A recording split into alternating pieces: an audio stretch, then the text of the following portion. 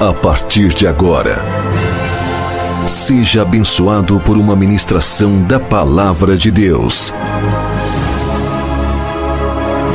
através da Igreja Palavra Falada. Ô, glória!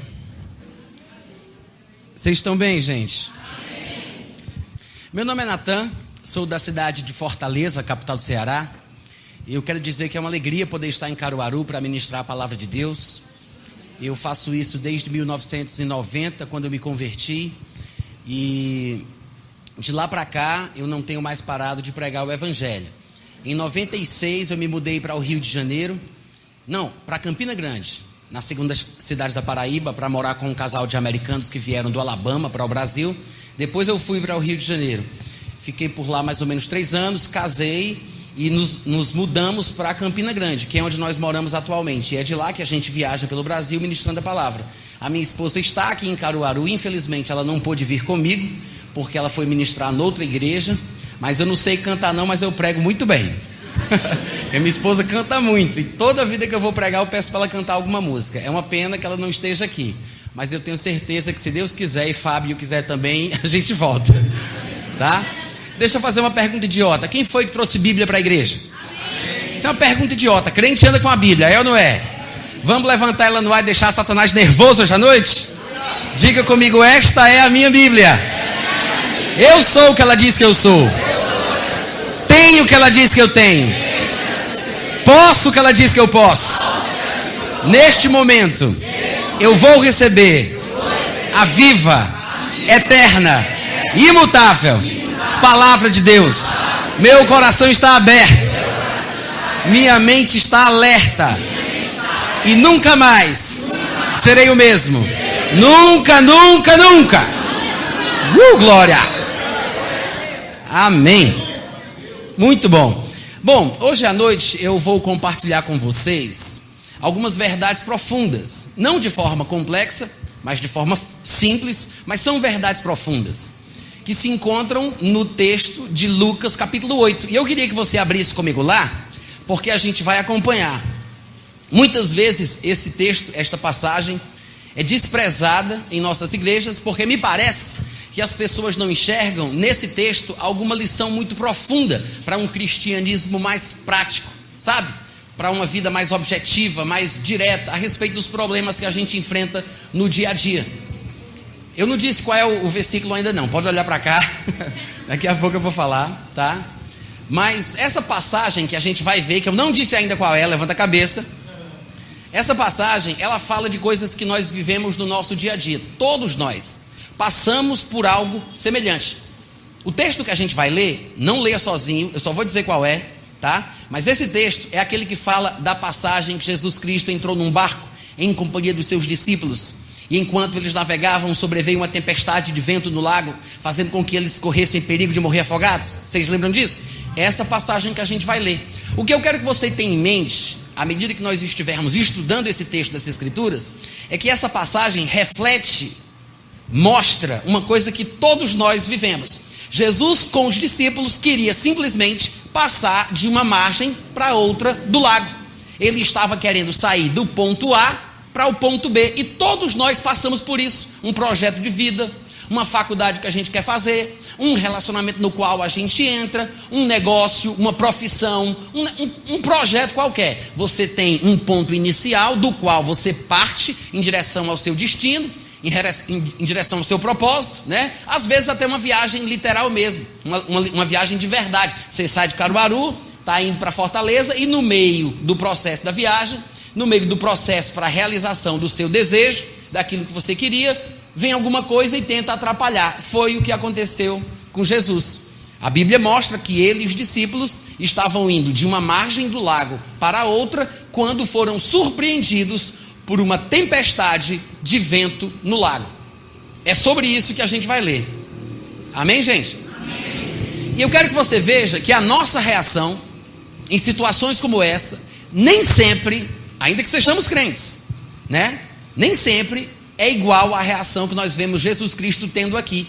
E ainda desculpamos o nosso comportamento com textos da Bíblia, tentando explicar o porquê da nossa falta de ação, da nossa falta de fé, da nossa inatividade, falta de ação, né? Da nossa vulnerabilidade. A gente é muito fraco às vezes, a gente é muito vulnerável, se deixa levar pelos problemas da vida e já acha que isso é porque não era da vontade de Deus. Uma pessoa entra num relacionamento, aí no meio do processo daquele casamento surge lá um problema qualquer e a pessoa começa a se questionar: será que era da vontade de Deus que eu casasse com fulana? Será que Deus queria que eu fizesse isso? Só pode ser uma coisa que Deus não queria que eu fizesse para ter tanto problema.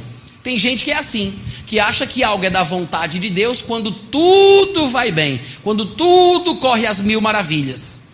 Eu vou dizer uma coisinha para vocês: ser crente não é ficar deitado em berço esplêndido ao som do mar e à luz do céu profundo.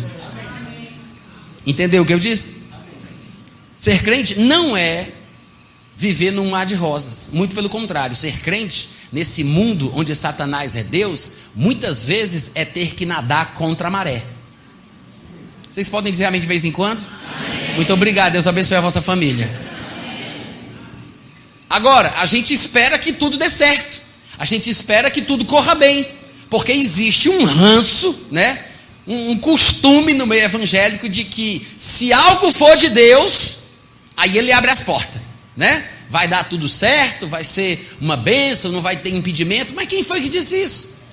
Aí tem outro grupo, né, que vai para o outro extremo e diz assim: não, quando é de Deus as coisas não vão dar certo, as portas não vão se abrir, não é assim não. Quando é de Deus, aí é que o diabo se levanta. Aí eu pergunto: como é que eu vou saber que uma coisa é de Deus? Quando ele abre as portas ou quando o diabo se levanta? Quem está entendendo? O que é que eu quero dizer com isso? Nós estamos usando critérios errados para tentar entender o que é de Deus. Eu estou me baseando naquilo que acontece ou naquilo que deixa de acontecer. Se tudo vai bem ou se tudo vai mal. Tem gente que acha que se tudo vai bem é de Deus. Tem gente que acha que se tudo vai mal, aí é que é de Deus. Porque se não fosse de Deus não tinha tanta resistência. Mas irmãos, não devemos nos basear nas coisas que acontecem para que nós julguemos se algo é ou não é de Deus para a nossa vida. Nós devemos nos basear naquilo que a palavra de Deus diz. Amém. Como é o nome dessa igreja mesmo? É o quê? Então é pela palavra que a gente tem que viver. Pela palavra de Deus. E não por sensações, por emoções, por problemas, dificuldades. Não são as dificuldades que mostram que você está fora da vontade de Deus. Olha o que diz aí, versículo 22 de Lucas capítulo 8. Dá uma olhadinha.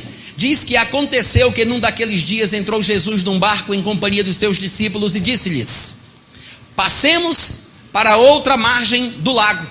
E partiram. Enquanto navegavam, Jesus dormiu. E sobreveio, presta atenção, e sobreveio o quê? O que foi que aconteceu? Veio o quê? Uma tempestade de vento no lago, correndo eles, os que estavam no barco, correndo eles, perigo de quê? Diz perigo de morte aí na versão de vocês? Muito bom, porque na minha Bíblia diz perigo de só sobrar, né? Porque é uma palavra muito difícil para a gente entender. Só sobrar é naufragar, é a mesma coisa. Resumindo, perigo de morte, né? Então eu quero que você observe que Jesus, presta atenção, acompanha o raciocínio, se concentra aí nos argumentos que o Espírito Santo traz através deste vaso que vos fala. Ó, Jesus colocou os discípulos num barco e foi para o outro lado. Enquanto partiam, enquanto navegavam, veio uma tempestade que fazia com que os que estavam no barco corressem perigo de morte. Aí alguém vai dizer: a culpa é de Jesus que colocou eles nessa situação? A culpa não era de Jesus, gente, porque Jesus não fez a tempestade vir. Jesus só fez o barco ir. Mas nós não controlamos coisas que vêm contra nós. Nós podemos controlar para onde a nossa vida vai, mas a gente não sabe o que vai vir contra ela. Amém? Amém. Jesus Cristo foi surpreendido por uma tempestade que fazia com que os que estavam no barco corressem perigo de morte. Aí, quando isso acontece com o crente, o que é que o crente faz? Só posso estar fora da vontade de Deus, né? Porque se eu tivesse fazendo as coisas corretamente, se eu não estivesse errado, Deus não estaria me castigando, porque as pessoas pensam que tudo de ruim que acontece é castigo de Deus. Tem crente que pensa assim. Se fosse alguns de nós dentro desse barco, nessa hora, teríamos nos ajoelhado ali, levantado as mãos para o céu e teríamos dito: oh meu Deus, tudo o que eu queria era passar dessa margem para a outra, mas já que tu não queres, nas tuas mãos eu entrego o meu espírito. Revelando a nossa ignorância, né? Nós, talvez achando que isso fosse muito espiritual, teríamos feito isso. Não, Deus, se tu não queres, por quê? Porque tudo está no controle de Deus. É assim que muita gente religiosa pensa. Já que está na mão de Deus, já que Deus controla tudo, então a tempestade que veio porque Deus quis. É assim que o povo pensa. Porque não tem nada que aconteça sem Deus querer. É assim que o povo pensa. Então as pessoas ficam submissas às situações. Vem o problema, a pessoa baixa a cabeça. Vem a dificuldade, a pessoa se ajoelha. Em vez dela se levantar e repreender o vento, ela diz amém. Ou seja, não fazem exatamente aquilo que Jesus fez. Porque nós conhecemos o resto da história. Jesus Cristo repreendeu o vento. Agora vamos por partes, né? Não vamos dar spoiler da mensagem. Vamos por partes. O primeiro versículo diz o seguinte: aconteceu que num daqueles dias Jesus entrou num barco em companhia dos discípulos e partiu para o outro lado, quando veio a tempestade. Agora diz que aconteceu. Não é assim que fala? Na sua Bíblia diz isso? É a primeira palavra aí da versão de vocês também? Como é que está escrito? Como é que é? Diz por que aconteceu? Não diz. Foi porque Jesus ficou fora da vontade de Deus? Jesus estava em pecado? Vai ver que é porque ele não deu dízimo do mês passado. Por que aconteceu isso, Natan? Não sei. E eu vou saber, vou inventar agora? A Bíblia não diz. Só diz que aconteceu. Por que aconteceu? Não interessa. Se a Bíblia não se preocupa em falar por que isso aconteceu, é porque coisas assim acontecem. Ou seja, se acontecer com você, porque você não pode impedir que o mal bata na porta da sua casa. Não pense que porque você está em comunhão com Deus, que você está imune de visitações desagradáveis, que coisas ruins não vão vir até você. O próprio Jesus, a expressa imagem da pessoa de Deus, não evitou que a tempestade viesse até onde ele estava. Por que você acha que se estiver no centro da vontade de Deus, nada vai vir contra a tua vida? Tu é melhor do que Jesus, criatura? Estou pregando muito bem hoje à noite. Vocês têm que dizer uns amém, uns aleluia mais forte. Estar no centro da vontade de Deus não impede o problema de acontecer, de o mal vir até você. Você não consegue evitar que passarinhos sobrevoem a sua cabeça, mas você pode evitar que eles façam um ninho nos seus cabelos. Você não pode evitar que um inimigo seu bata na porta da sua casa. Você não pode evitar. Você pode evitar que ele entre e sente no sofá da sua sala. Então você não vai evitar que o mal venha, mas você pode evitar que ele fique. Agora você tem que fazer alguma coisa. O problema é que a gente quer jogar a batata quente na mão de Deus. A gente tem essa mania, esse costume feio de querer jogar tudo na mão de Deus, né? Deus te vira, Deus, meu pai, faz alguma coisa. Sempre jogando para Deus. Mas a gente não vê Jesus Cristo fazendo isso. Nessa passagem você não vê Jesus Cristo se ajoelhando e dizendo: ó todo-poderoso Elohim, Shalom, Yeh-Tzedek-Nom. Você não vê ele fazendo isso. Ele olha para o vento, ele fala com o vento, ele fala com o mar. Nem orar ele orou. Porque você sabe que falar com o vento não é oração. Se alguém aqui tem dúvida, por favor, levante sua mão, nós queremos orar por você. Orar é falar com Deus. Jesus nos deu um esboço de oração dizendo: vós orareis assim: Pai que está nos céus, santificado seja o teu nome. Ou seja, orar é falar com o Pai. Tudo bem, eu posso falar com o Pai sobre o vento. Pai, olha o vento. Isso é orar. Eu posso falar com o Pai sobre a figueira. Pai, a figueira. Isso é orar. Eu posso falar com o pai sobre Satanás. Pai, olha Satanás. Mas isso é orar porque eu estou falando com Deus sobre alguma coisa. Mas falar com Satanás, falar com o vento, falar com a figueira, não é oração. Há uma diferença. Jesus nem orou para resolver o problema, porque orar seria falar com Deus sobre o vento. Mas Jesus falou com o vento, ele não falou com Deus sobre o vento. Mas a gente não aprende com Jesus. É impressionante, a gente lê a Bíblia, a gente ouve as mensagens, a gente diz que é cristão, mas não segue Cristo. No exemplo, não. A gente diz que segue Cristo, mas não faz o que ele fez. Fala de Jesus, mas não fala como Jesus. Porque se Jesus falou com o vento, eu tenho que aprender a falar com as situações que vêm na minha vida, que fazem com que eu corra o risco de morrer, que tentam me prejudicar, que tentam me atrapalhar. Se Jesus falava, por que eu não posso falar? Jesus falava com os demônios, o demônio obedecia. Jesus falava com a febre obedecia. Jesus falava com a figueira obedecia. Jesus falou com o vento obedeceu. Por que eu não posso falar com a dor dos meus espinhaços? Posso? É ou não é? Claro que eu posso. Posso falar com as coisas, com as forças, com o vento, com a natureza. Jesus fez isso.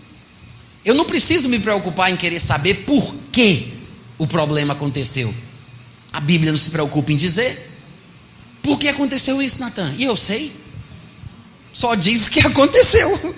É assim que começa a história. Aconteceu. Eu fico muito curioso. Eu sou o tipo da pessoa que quando eu leio esse versículo eu não consigo sair do primeiro versículo. Eu fico, por que aconteceu? Mas não diz. A Bíblia não diz, só diz que aconteceu. Então, existem coisas sobre as quais não adianta querer saber.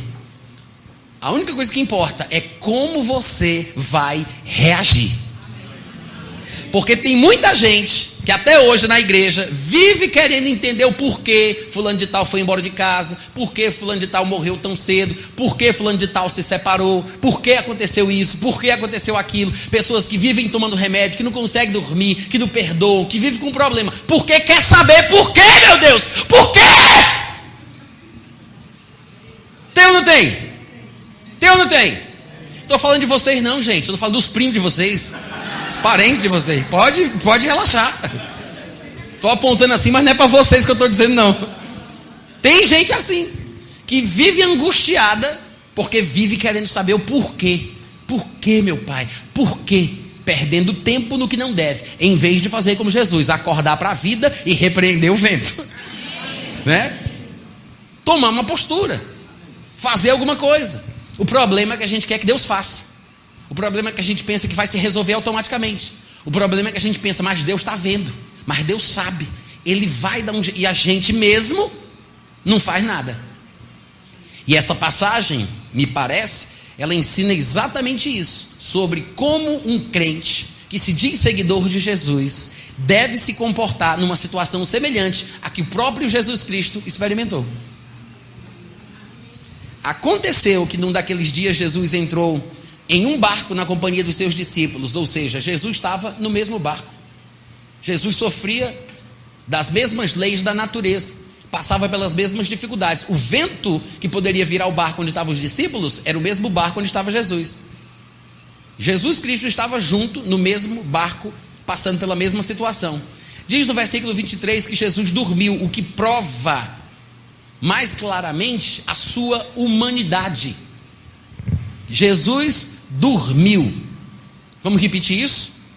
Jesus dormiu. Com mais convicção agora? Jesus dormiu. Jesus, irmãos, tinha limitações humanas enquanto estava aqui na terra, assim como nós temos. Muita gente não entende isso. A humanidade de Jesus Cristo.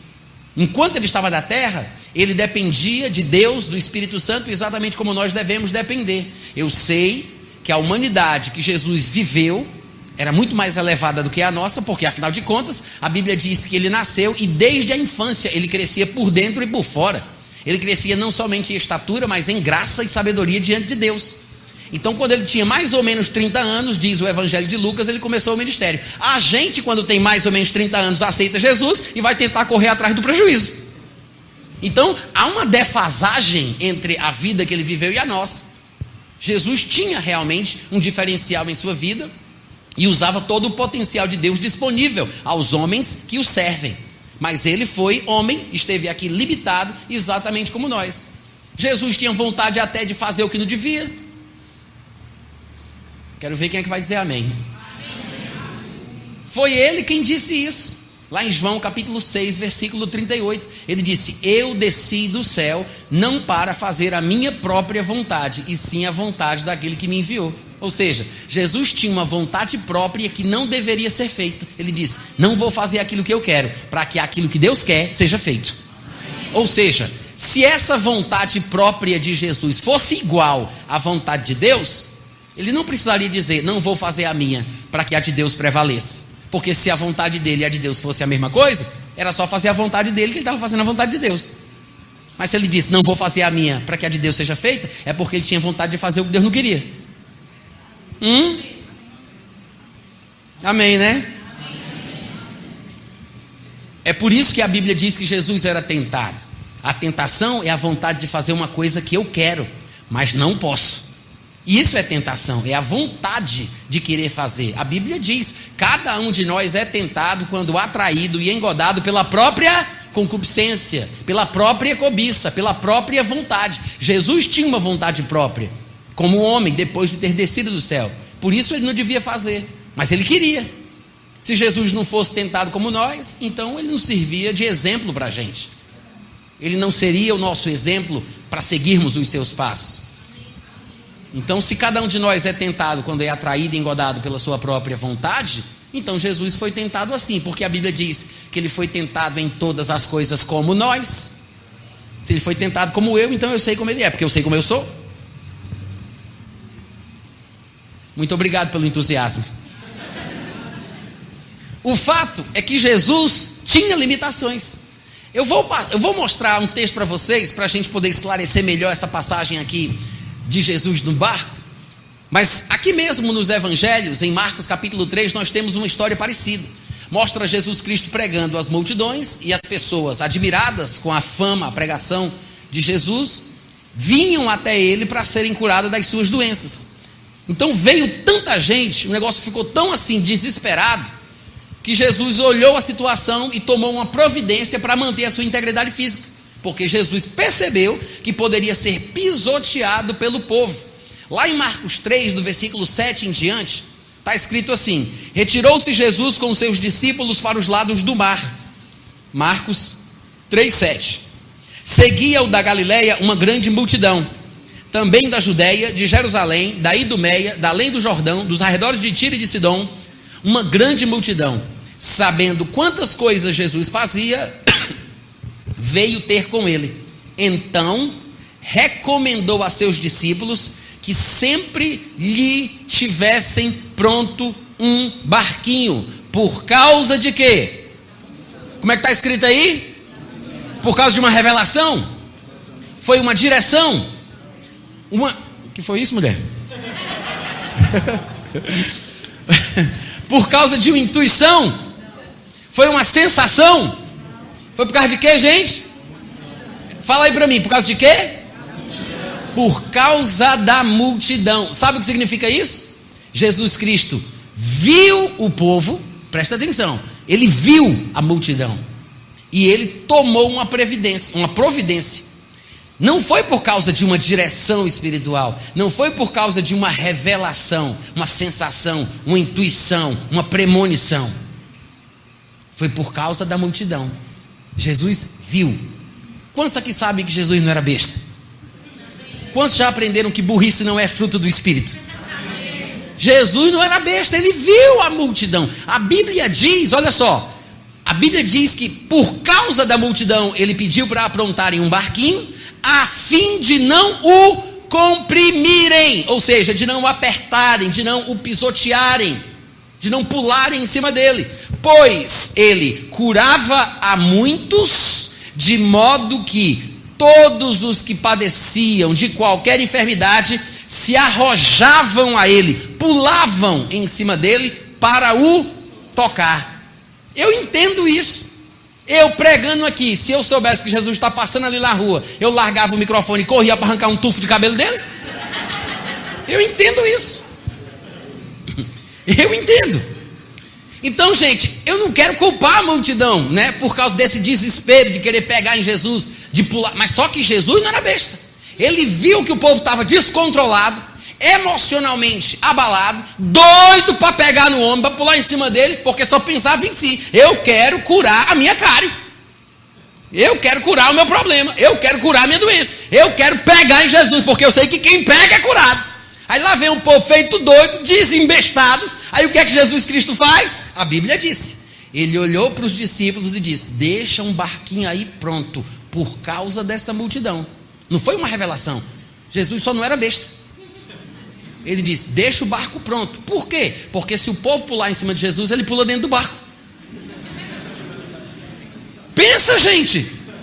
Pensa. Jesus disse: deixa um barco aí no ponto, sempre pronto, por causa da multidão. Porque se o povo pulasse em cima dele, ele pularia dentro do barco e Jesus pediria para afastarem o barco da praia. Mas sabe o que é mais interessante? É que esse texto aqui que eu li não mostra que o povo pulou em Jesus, ou que Jesus precisou do barco, ou que Jesus usou o barco. A história continua e a história do barco desaparece. Ele só vai usar o barco depois para poder fazer um trajeto, mas não por causa do desespero da multidão. Ou seja, a Bíblia não mostra se Jesus usou o barco, mas faz questão de mostrar que ele se preveniu. Uau! Uau! Isso é interessante. Sabe por quê? Primeiro, porque mostra que Jesus não sabia o que podia acontecer. Porque se ele soubesse, ele não precisaria se prevenir. Porque só se previne quem calcula o que pode acontecer. O que mostra que não é carnalidade você se prevenir a respeito do seu futuro quando você não tem revelação. Se você tiver revelação, faça o que Deus mostrou. Se não tiver revelação, use a inteligência que Ele te deu. Foi o que Jesus fez. Ele se preveniu, mandou preparar um barco, estava pronto. Jesus não era besta. Sabe o que isso me mostra? Que Jesus Cristo também foi surpreendido naquela tempestade. O texto não fala que Jesus sabia que a tempestade vinha. Se o texto não fala, provavelmente, como em outras situações, ele estava sem saber da tempestade. O problema é que a gente pensa em Jesus aqui na terra como Deus. A gente não entende a cristologia bíblica, não é ensinada nestes cemitérios, nestes seminários por aí afora. São palavras muito parecidas, eu me confundo. Então, eu não estou falando dessa cristologia ensinada nesses seminários por aí afora. Eu estou falando da cristologia bíblica. A gente não entende e olha para Jesus na terra como Deus, onisciente, onipresente, onipotente. Então a gente, quando vê uma passagem como essa, se confunde. E a gente não percebe que há textos suficientes para mostrar que ele tinha limitações humanas como nós. Numa outra ocasião, lá em Marcos 11:13, a Bíblia diz que ele viu uma figueira de longe com folhas. E ele estava com fome e ele foi ver se porventura acharia alguma coisa para comer. A Bíblia diz isso, a sua Bíblia diz isso. Depois você confere lá na sua casa, Marcos 11:13. Veja com esses olhos que a terra há de comer. Se Jesus não voltar antes. Mas o que é interessante, a Bíblia diz, Jesus foi ver se teria alguma coisa para comer. Tem alguns teólogos que vão pensar que Jesus deveria ter feito assim: espada justiceira, dê uma visão além do alcance. Não, ele foi ver se. Ele precisou se locomover de onde ele estava, aonde a figueira estava, para poder ver se tinha. Já parou para pensar sobre isso, gente? Hein? Jesus foi ver se. Sabe por que ele foi ver? Vocês estão prontos para a revelação? Posso dizer? Sabe por que ele foi? Porque ele não estava lá. Vocês estão rindo, mas é profundo. Porque se ele fosse onipresente, para que ele vai se ele já está lá? E eu estou pregando muito bem hoje à noite. Ele foi porque não estava lá. Foi para ver, para saber se tinha o que comer. Lembra daquela outra passagem? Quando a Bíblia diz que Jesus estava indo com Jairo até a sua casa para orar por alguém que estava doente, eu acho que era a filha dele. e no meio daquela procissão veio uma mulher por trás, que sofria de um fluxo de sangue há muitos anos, e tocou nas suas vestes e se estancou na mesma hora, a Bíblia diz que Jesus se virou e perguntou: quem me tocou? Você sabe por que Jesus Cristo perguntou isso? Porque ele queria saber. Tem gente que acha que Jesus perguntou já sabendo, mas perguntou só para fazer uma média. É como se fosse assim: Jesus se vira já sabendo, né? Aí faz: quem me tocou? Quem foi que me tocou?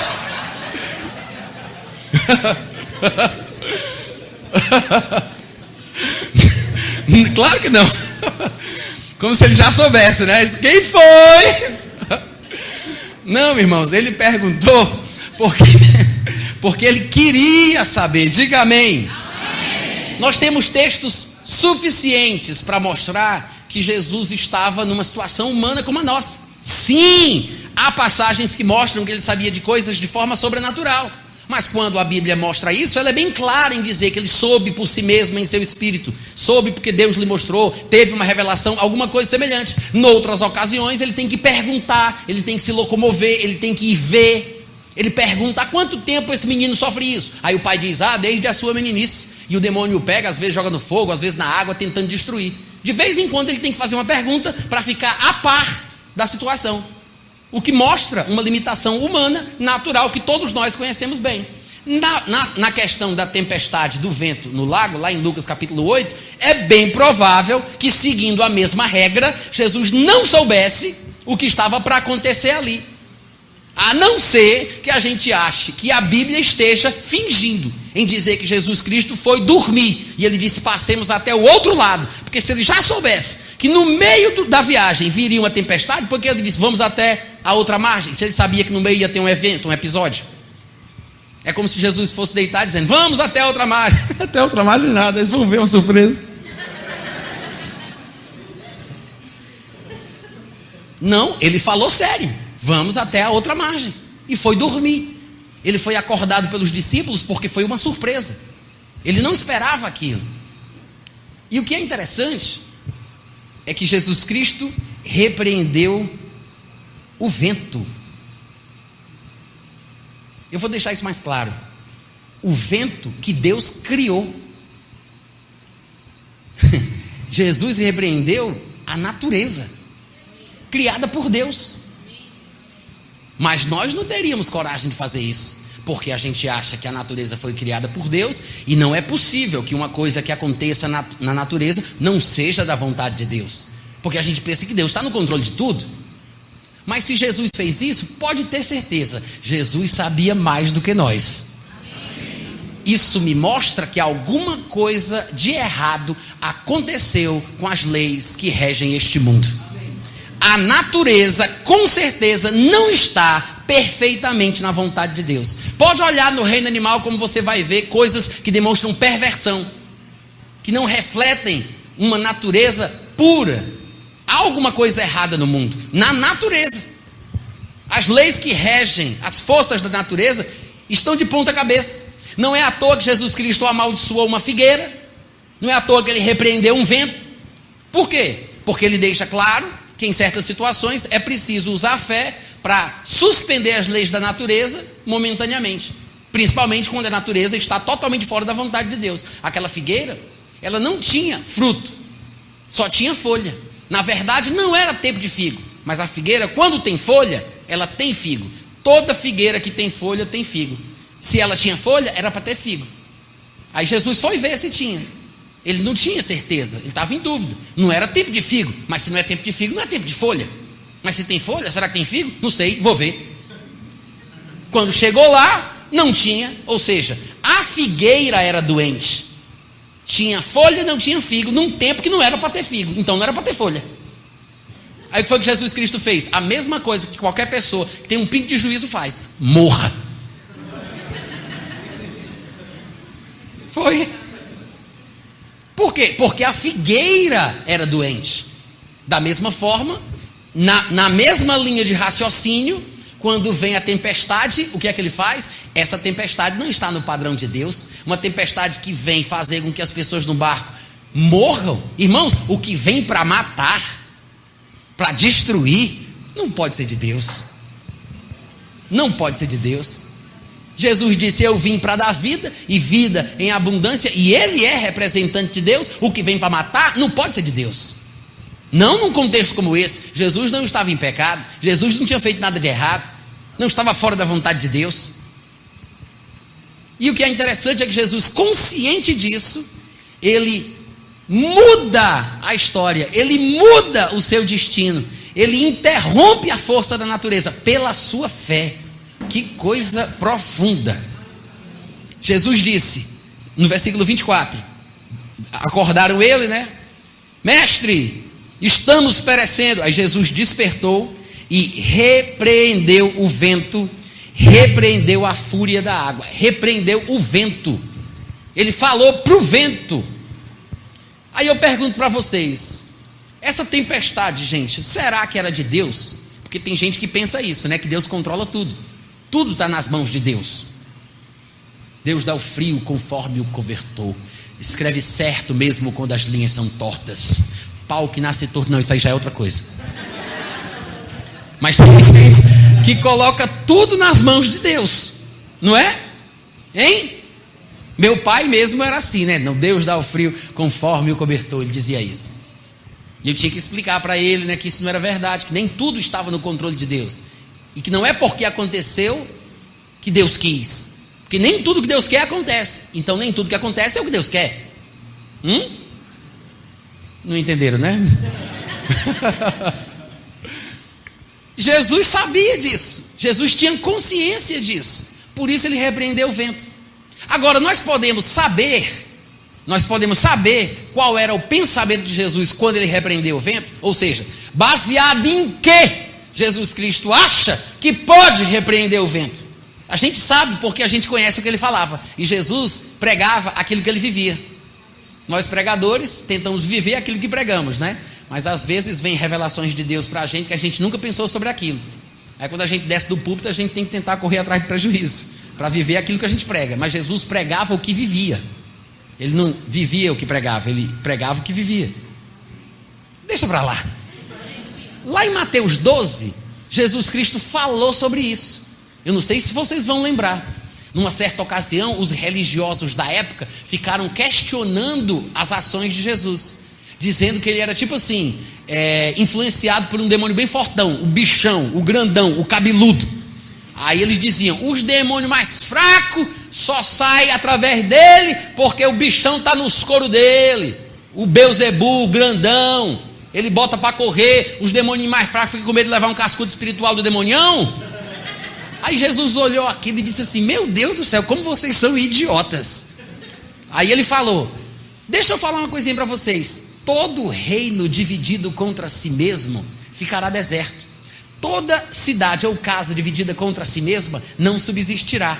Isso é argumento de Jesus. Aí ele diz, então, se Satanás expulsa Satanás, o reino dele está dividido. Como, pois, subsistirá o seu reino? Isso é pergunta de Jesus. Ele pergunta e fica olhando. Acho que o povo faz igual que vocês estão fazendo agora. Jesus disse, se Satanás expulsa Satanás, ele está dividido contra ele mesmo. E ele disse, não tem como um reino ficar dividido contra si mesmo e conseguir ficar de pé. Então como é que o reino de Satanás subsiste até hoje? Se ele está dividido do jeito que vocês estão dizendo, que eu estou expulsando um demônio mais forte pela força do mais forte. Eu expulso os mais fracos porque o demônio não está em mim. Se Satanás está expulsando Satanás, virou bagunça. Jesus disse que nem Satanás expulsa Satanás. Aí eu pergunto, se nem o diabo repreende as coisas que o próprio diabo faz, como é que Jesus vai desfazer o que Deus fez? Se a tempestade era de Deus, como é que Jesus vai desfazer o que Deus faz, gente? Pensa, criatura. Se nem o diabo, né? Faz isso. Aí Jesus vai fazer. Está vendo como a nossa teologia parece muito bonita, mas não vale nada? A nossa forma de entender a palavra, essas A gente ouve nessas pregações, fica tudo emocionado. Que coisa linda, meu Deus, que coisa saborosa. Mas não vale nada, porque não tem fundamentação bíblica. Jesus, simples assim, repreendeu o vento porque aquilo não era de Deus.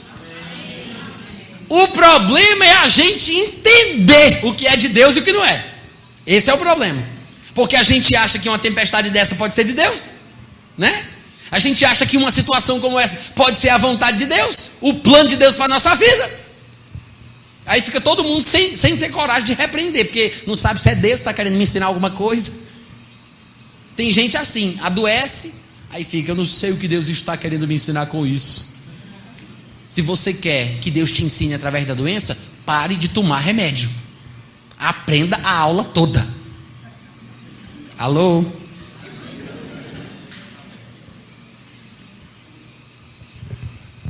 Não, irmãos, não é Deus que envia coisas para nos matar, para nos roubar e para nos destruir. Deus é aquele que quer que nós tenhamos vida e vida abundante. E temos que aprender com Jesus, a aprender a tomar uma postura, né? Tomar uma posição, repreender o vento, fazer alguma coisa, mas acordar para a vida. Acordar, tomar uma postura e dizer: sai! Fora! Para! Tem que dizer alguma coisa. Se você estampa os ouvidos, imagina os demônios. Tem que dizer alguma coisa. Você tem que aprender a falar. Você tem que se posicionar. Não fica nesse negócio de ficar só gemendo, não.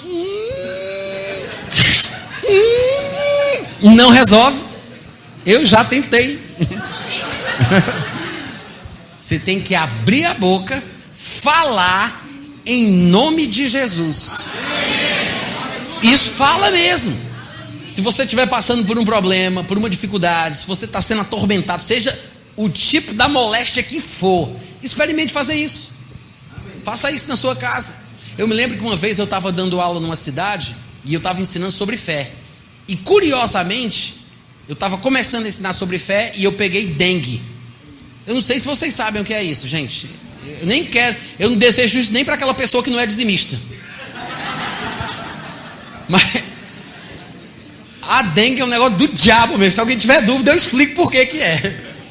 Parece que cada pelinho desse do seu corpo é um filamento de lâmpada incandescente, queimando. Os olhos, sei lá, é fogo vivo. Dói até fazer assim, ó. Olhar assim, pegando do olho, dói. A cabeça latejando. Você vai dar um passo, parece que você está, sei lá, um negócio que repercute no corpo todo. Uma dor, um negócio. E eu disse: e agora? Como é que eu vou ensinar sobre fé, né? Numa situação dessa? Aí chega lá o professor Natan, vai ensinar sobre fé. Abramos a Bíblia em Marcos, capítulo 11. Não consigo nem andar. Me deu uma raiva. Eu disse: quer saber? Isso a minha esposa comigo no quarto, né? Aí eu me dei uma raiva, eu me levantei, fui para debaixo do chuveiro, abri o chuveiro, né? Porque aquilo ali era um choque, dava uma dor e era um desespero, um frio, um negócio. Aí eu liguei assim, aí fui para debaixo do chuveiro e coloquei a cabeça e disse: seu fuleiragem! Sai daqui agora! E comecei a gritar desesperadamente. Minha esposa se levantou e disse: Natan, o que foi? Ela achou que tinha entrado alguém dentro de casa. E eu estava falando com aquele ladrão, né? Seu fuleiragem! Mas o que é interessante, o interessante é que eu gostei da interpretação dela, porque foi exatamente isso que aconteceu. Era um intruso que estava entrando ali, e nem sempre a gente tem o tino de ter uma reação dessa. Mas quando entra um bandido, um ladrão, um cachorro, um porco, né, dentro da casa da gente, um cachorro todo enlamaçado, você acabou de limpar a casa, no brinco, aí chega aquele cachorro velho melado de lama, balançando no rabo e jogando lama para tudo que é lado. O que é que você faz? Epa! Na hora. É a mesma reação que a gente tem que ter. Do mesmo jeito. Sabe qual é o problema? Como é que a gente quer expulsar demônio? Sai, em nome de Jesus. É assim que a gente quer expulsar demônio. Ou então a pessoa fala assim, ó: pai, para. Oh, pai, olha. A gente pede para Deus resolver.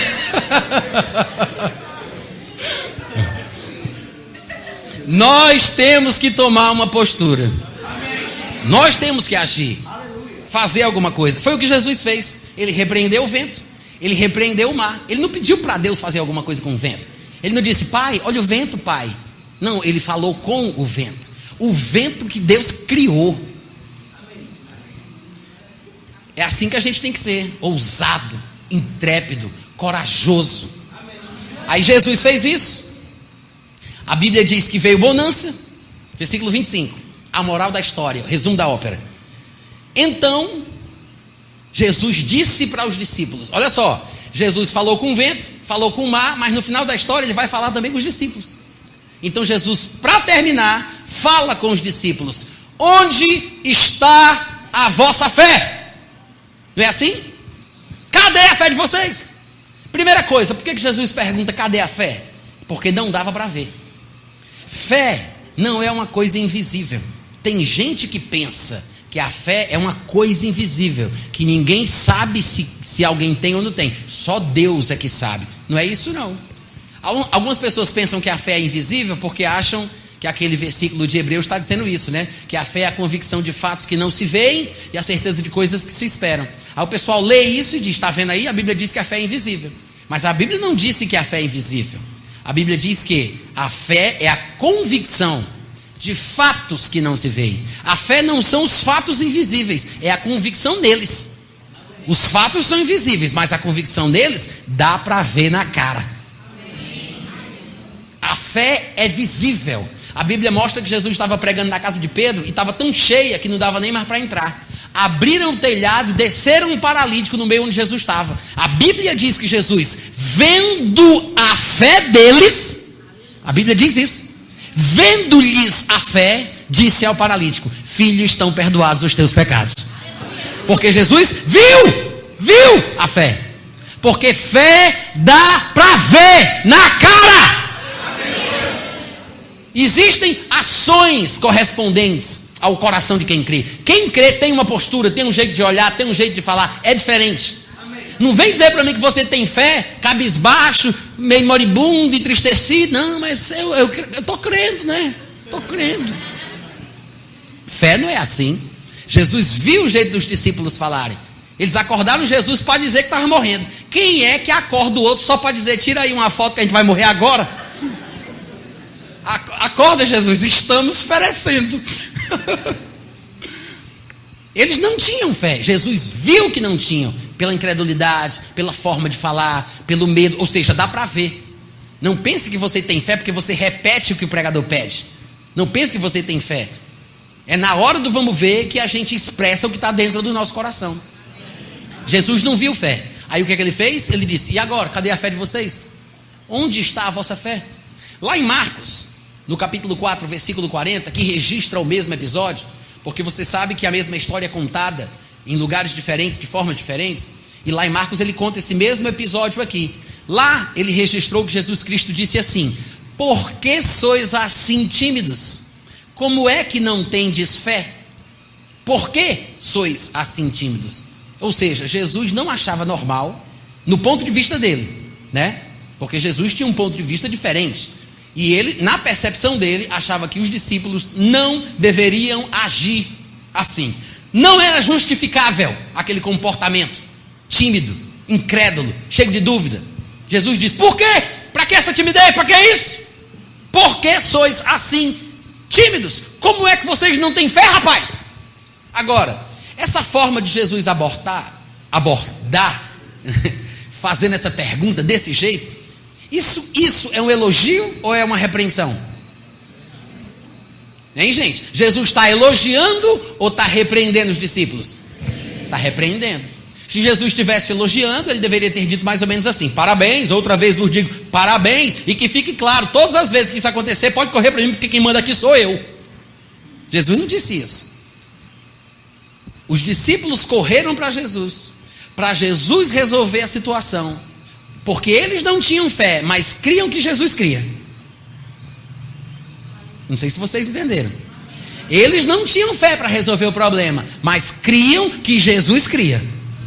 Eles tinham fé que Jesus tinha fé. Então eles correm para Jesus fazer alguma coisa. E o que é mais curioso é que em vez de Jesus parabenizar os discípulos por esse comportamento e dizer, e que vocês façam sempre assim, toda a vida que vocês passaram por um problema, corre para mim que eu mato no peito e resolva a parada. Jesus não disse isso. Ele disse, como é que vocês não têm fé? Onde está a fé de vocês? É como quem diz, eu não vou ficar aqui para sempre, daqui a pouco eu vou subir, eu quero que vocês aprendam o que eu vim ensinar, vocês ficam sempre recorrendo a mim, para que eu use a minha fé, tudo bem, eu estou fazendo o que eu posso, mas daqui a pouco eu vou embora, cadê a fé de vocês? Cadê a fé de vocês? Jesus devolve a responsabilidade, não é verdade?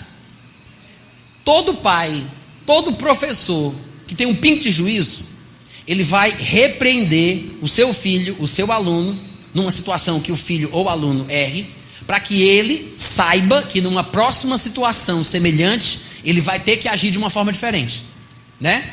Se o filho fez uma coisa errada, o pai repreende o filho, para que o filho entenda que numa próxima situação semelhante, ele precisa agir de uma forma diferente. Se Jesus repreendeu os discípulos, porque os discípulos correram para Jesus resolver o problema, é porque Jesus esperava que eles não fizessem mais isso. Uau! E você poderia perguntar, e o que é que Jesus quer que a gente faça? Que tal fazer o que ele fez? Que tal usar Jesus como exemplo? Que tal imitar Jesus, que repreendeu o vento, que tomou uma postura contra o problema, em vez de correr para um, correr para outro, jogar a batata quente nas mãos de Deus? Jesus só repreendeu os discípulos porque ele sabia que os discípulos poderiam fazer muito mais do que isso. Ele não seria injusto de repreender os discípulos por uma coisa que eles não têm capacidade para fazer, não é? Não tem sentido. Mas os discípulos não entenderam na hora, porque os discípulos não prestaram atenção na repreensão. Sabe que uma repreensão, ela só tem proveito quando ela é aceita, assimilada, recebida, né? Se um professor, um pai repreender você, pode doer na hora, pode dar vontade de estribuchar, mas só vai funcionar se você aceitar e dizer amém, eu recebo. Mas quando você não ouve, entra por um ouvido e sai pelo outro, não adianta nada. Jesus disse, cadê a fé de vocês? Onde está a vossa fé? Eles nem ouviram isso, gente. O versículo diz que quando Jesus falou isso, eles, possuídos de temor e de admiração, diziam uns aos outros, quem é ele? Quem é este? Que até aos ventos e às ondas ele repreende e lhe obedece. Ou seja, fala com o demônio lhe obedece. Ele fala com a febre lhe obedece. Ele fala com a figueira lhe obedece. Até os ventos e as ondas, ele repreende e lhe obedece. Quem é ele? Oh. Só que tem um detalhe, Jesus não estava falando da fé dele. Jesus estava falando da fé deles. Jesus disse, onde está a vossa fé? Se eles tivessem prestado atenção nessa repreensão de Jesus, eles não deveriam ter falado isso. Quem é ele que até aos ventos e às ondas repreende? Se eles tivessem prestado atenção. Porque era para eles pensarem assim, peraí, como assim Jesus dizer onde está a nossa fé, a minha fé? Afinal de contas, quem sou eu que às ondas e aos ventos eu repreenda e me obedeçam? Era isso o que eles deveriam ter dito no final da história, se tivessem prestado atenção no que Jesus Cristo falou. Porque Jesus não estava falando da fé dele, Jesus estava falando da fé deles. Mas eles estavam tão impressionados com Jesus que perderam a bênção, como muitos de nós fazemos hoje. Porque Jesus não veio para se amostrar. Sabe que Jesus não fez isso para se amostrar? Ele não estava querendo se gabar, se exibir. Ele não estava tentando concorrer para uma vaga na segunda pessoa da Trindade. Tudo que ele fez foi por você e por mim. Foi para nos dar o exemplo. E é isso que a gente tem que aprender nessa noite. Que nós podemos e devemos imitar Jesus Cristo na fé também. E quando você se deparar com um problema, com uma dificuldade, lembra disso. Lembra desse texto. E tenta mudar um pouquinho a estratégia dessa vez. Em vez de você se ajoelhar e ficar chorando aos pés de Deus, pedindo ajuda, pedindo para Ele fazer alguma coisa, se levante e repreenda Satanás. No nome de Jesus Cristo. Quantos foram abençoados hoje à noite? Quantos podem dizer aleluia? Quantos podem dizer boa noite, Natan? Muito obrigado. Esperamos que você tenha crescido espiritualmente pelo poder da Palavra de Deus. Igreja Palavra Falada, ensinando, pregando e curando. Rua do Vassoural 579, Vassoural.